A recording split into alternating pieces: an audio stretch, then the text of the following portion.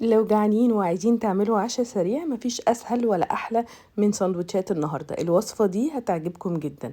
وصفة سهلة بتتعمل بمكونات كتيرة، كلها بواقي أكل موجودة في أي بيت. أول حاجة أنا استخدمت هنا عيش تورتيه. سخنت الطاسة وحطيت فيه عيش التورتيه، وممكن نستخدم عيش شامي أو بلدي المتوفر عندنا.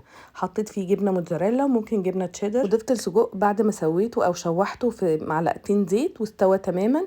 طبعا بضيف أي خضار متوفر عندي. ضفت هنا فلفل اخضر، ممكن فلفل الوان، وكمان ضفت بصل شرايح. والوصفه دي ممكن نعملها ببواقي فراخ او لحمه مفرومه، كمان بتطلع حلوه قوي.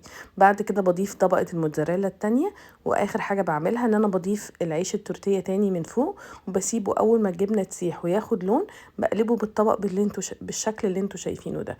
بحط عليه الطبق واقلبه بالشكل ده عشان يستوي من الجنب التاني والجبنه تسيح. وكده خلاص بيبقى جاهز ونتقدم. جربوه هتحبوه.